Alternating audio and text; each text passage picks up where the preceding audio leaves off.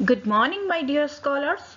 Welcome to your computer class. Today we are going to start our chapter number 9, Cyber Threats and Security. So here some learning objective of this chapter like malware, types of malware and cyber security. So let us start with introduction of this chapter. In the age of digitalization, almost every small or big firm, private or government organization is maintaining its data and information in the form of digital. तो ये जो as है, ये जो युग है, उसको हम डिजिटलाइजेशन का युग भी बोल सकते हैं. क्यों?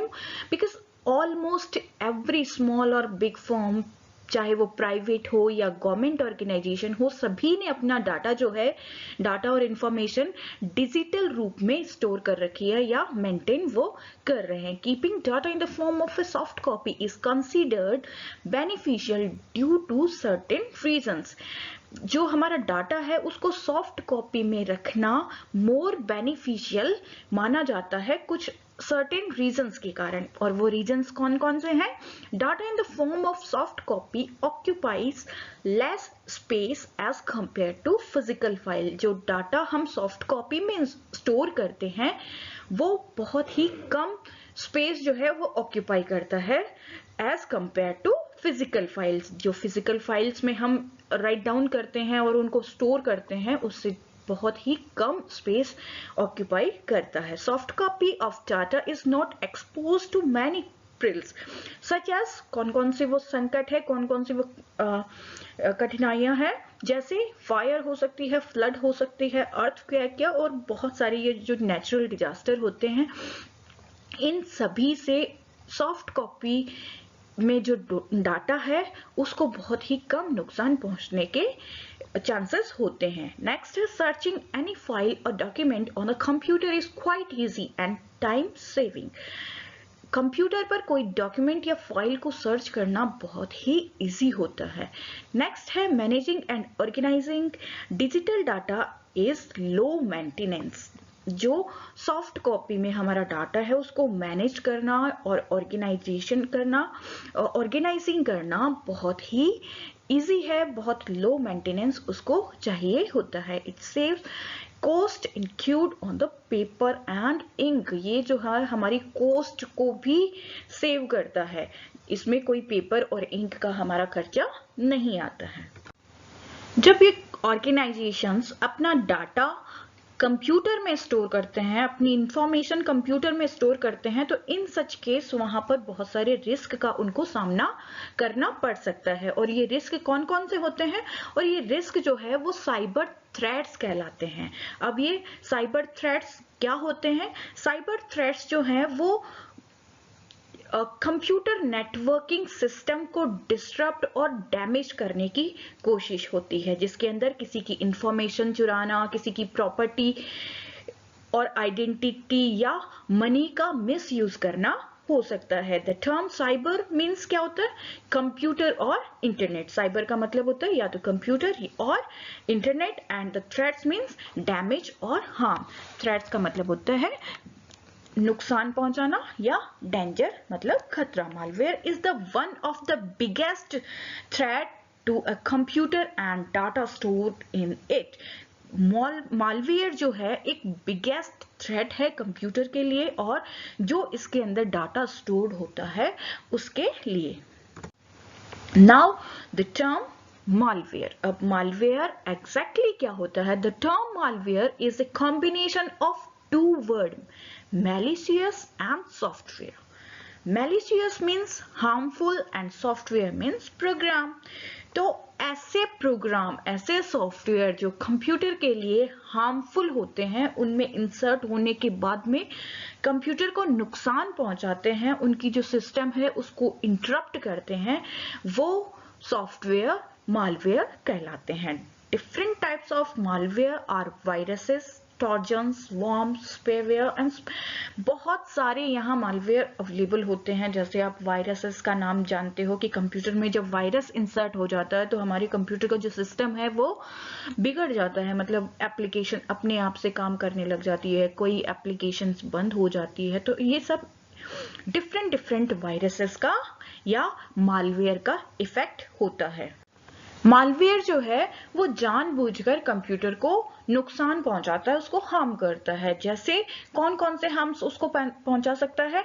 डिस्टर्बिंग इट्स नॉर्मल फंक्शनिंग, जो नॉर्मल इसकी फंक्शनिंग होती है, जो नॉर्मल जिस तरह से ये काम करता है उसको डिस्टर्ब कर सकता है। Destroying, stealing and deleting sensitive data और इंफॉर्मेशन, ये जो सेंसिटिव डाटा और इंफॉर्मेशन होती है जो हमारे लिए काम की होती है उसको डिलीट कर सकता है, चुरा सकता है या डिस्ट्रॉय भी कर सकता है। नेक्स्ट है monitoring and users computer activities without their consent, जो एंड यूजर होते हैं मतलब जो यूज करने वाले होते हैं, यूजर्स होते हैं, उनकी जो एक्टिविटीज होती है, जो भी कंप्यूटर पर वो एक्टिविटी करते हैं उनकी मॉनिटरिंग भी कर सकते हैं ये। Now the term how do malicious software spread, अब जो ये मालवेयर वाले जो हार्मफुल सॉफ्टवेयर हैं वो फैलते कैसे हैं, स्प्रेड कैसे होते हैं। Any malicious software is specially designed to spread from one system to another, जो भी ये सॉफ्टवेयर होते हैं वो स्पेशली डिजाइंड होते हैं to spread from one system, ताकि ये वन सिस्टम से दूसरे सिस्टम में फैल सके, स्प्रेड हो सके। थ्रू एन ईमेल अटैचमेंट, कैसे कैसे हो सकते हैं, या तो ये ईमेल अटैचमेंट के थ्रू स्प्रेड हो सकते हैं, बाय डाउनलोडिंग और इंस्टॉलिंग एनी फाइल और सॉफ्टवेयर ऑनलाइन, जब हम ऑनलाइन कोई भी सॉफ्टवेयर डाउनलोड करते हैं या इंस्टॉल करते हैं तो उनके साथ में ये वायरसेस के सॉफ्टवेयर जो है वो अटैच होते हैं इनकी फाइल और वो भी ऑटोमेटिकली डाउनलोड हो जाती है। Through link send via instant messaging platform, जो IMP होते हैं, इंस्टेंट मैसेजिंग होते हैं, उनके थ्रू लिंक सेंड किए जाते हैं। जब हम उन लिंक को क्लिक करके ओपन करते हैं तो वो वायरसेस हमारे कंप्यूटर में इंसर्ट हो जाते हैं। Clicking on any compromised advertisement और लिंक वाइल सर्फिंग इंटरनेट, जब हम इंटरनेट पर सर्फ करते हैं, इंटरनेट पर हम सर्फिंग करते हैं, उसको चलाते हैं, तो वहां पर बहुत सारे एडवर्टाइजमेंट्स ऐसे होते हैं जिनके साथ में वायरस अटैच होते हैं। उनको देखने पर, उनके लिंक पर क्लिक करने से वायरस आ जाते हैं हमारे लैपटॉप और कंप्यूटर में। Through an infected pen drive और CD DVD, जब हम कोई इन्फेक्टेड पेन ड्राइव या CD और DVD हमारे कंप्यूटर में इंसर्ट करते हैं तो वहां से भी हमारे PC में वायरसेस आ सकते हैं। Here malware symptoms, अब जब हमें ये पता लग गया कि मालवेयर जो है वो सॉफ्टवेयर जो है वो कैसे स्प्रेड होते हैं, लेकिन उनके सिम्टम्स क्या है, हमें कैसे पता लगेगा कि हमारे PC में, हमारे कंप्यूटर में या लैपटॉप में वायरस आ चुका है, तो उसके सिम्टम्स क्या है। The main purpose of a malware is to disturb the proper functioning of a computer system. Main जो पर्पस होता है वो मालवेयर का यही होता है कि वो कंप्यूटर सिस्टम की जो प्रॉपर फंक्शनिंग होती है उसको डिस्टर्ब कर देता है।